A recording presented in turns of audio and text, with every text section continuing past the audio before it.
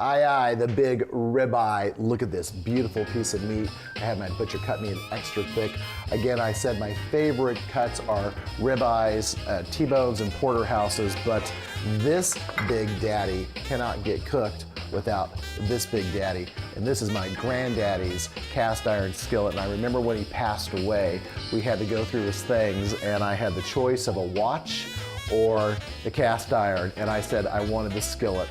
I love to barbecue, and today it's really simple with grill tops and in-home grills as well as the outdoor barbecue, but my favorite way to do it just for me with a party for one is with a really hot cast iron skillet. I'm just gonna put this back on my burner and I'm gonna turn that on high, and I'm gonna show you how I season my steak. Take your wonderful fresh piece of steak with your immaculately clean hands, and I like 3 to 4 things. The first thing is crushed garlic, and I just buy it prepared. I don't bother with that up with a party for one. I do both sides. Notice that I'm still keeping a dry hand in place, and get the bone in the edges because all of that cooks, and that's where the flavor is. Then heavy amounts of Sel Gris. I like to pat that in.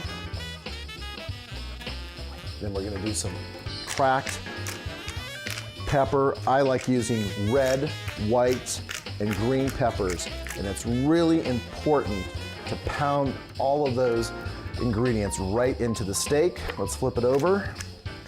We're gonna pepper that. I wanna see black on that piece of red meat. I like to call it black and blue. In fact, there are several places in the world that when you order a steak, it can be à point. If it's French, it can be rare, but black and blue really just means black on the outside and blue on the inside.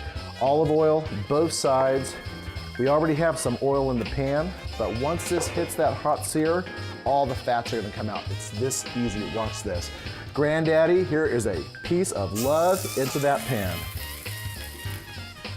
So super high heat, look at that. Right when I see it browning around the edge of the fat, that's when I pick it up and turn it over.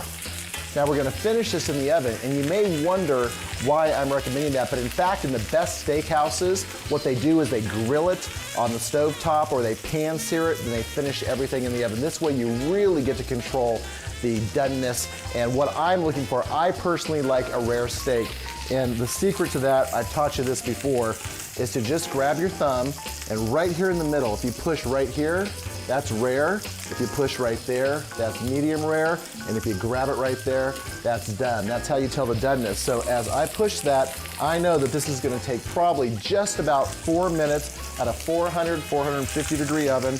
I'm gonna pop it into the oven.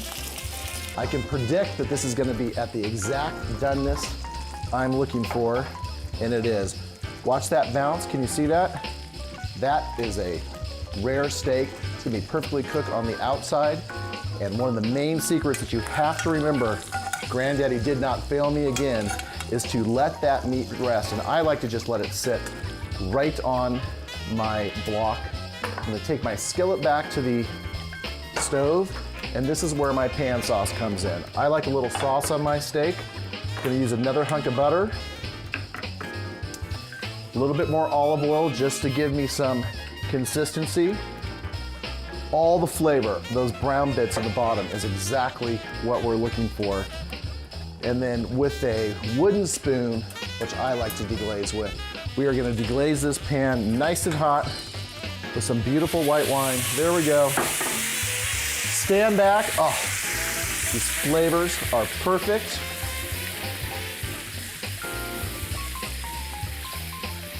I'm gonna let that sit for probably about 1 minute. Fresh cracked pepper. Now we gained all the herbs and spices that were on the steak when it went in. I personally like a lot of pepper. In fact, I love a steak Diane and even a pepper steak. Right when it begins to froth on the top, that's usually when I know it's done. You wanna taste this. I do this all the time, but be careful with time. That's great. We have the butter, we have the garlic in there and the pepper. Let's move this off to the side because we're just gonna top our steak with it. I just put my big ribeye right on there, and I actually use my grandparents' carving set. I wanna just cut into that before I sauce it and show that to you. That is a perfect medium. Look at that in the middle, nice and rare on the inside. Let's see if Granddaddy's skillet served me well. And I sauce all over that. Oh, favorite meal, a great, beautiful ribeye steak. I'm gonna cut into that. I don't quite know what to start with first, but I think the steak is calling my name right now. Eating with my grandparents' utensils. I know it's a little, like I said, Fred Flintstone, but that steak is perfectly seasoned. That's great, and that's perfect with the steak. See you next time when I'm entertaining the world, one table at a time.